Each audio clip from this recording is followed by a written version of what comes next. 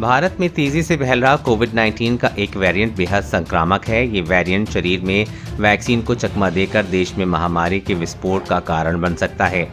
विश्व स्वास्थ्य संगठन की चीफ साइंटिस्ट स्वामीनाथन ने AFP को दी इंटरव्यू में इसकी चेतावनी दी है। उन्होंने कहा कि भारत में आज हम महामारी के जिन पहलुओं को देखते हैं वो संकेत दे रहे हैं ये बड़ी तेजी से फैलने वाला वेरिएंट है। कई विशेषज्ञों का संदेह है कि इस दौरान हुई आधिकारिक मौतें और मामले कम करके बताए गए हैं। इनकी संख्या ज्यादा भी हो सकती है।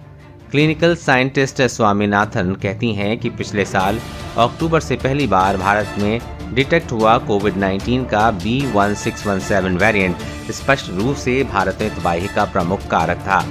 उन्होंने जोर देते हुए कहा कि ये भारत में फैल रहे वेरिएंट में सबसे तेजी से फैलने वाला वेरिएंट हो सकता है।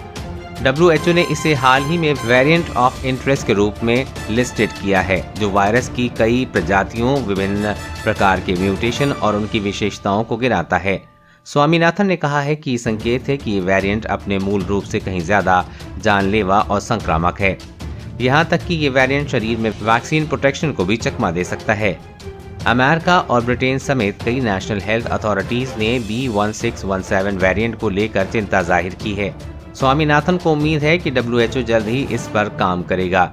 उन्होंने कहा कि B1617 वेरिएंट चिंताजनक हो सकता है क्योंकि इसमें कुछ म्यूटेशन ऐसे हैं जो ट्रांसमिशन को बढ़ाते हैं, वैक्सीन या नेचुरल इन्फेक्शन से उत्पन्न होने वाले एंटीबॉडीज को बनने से रोकते हैं।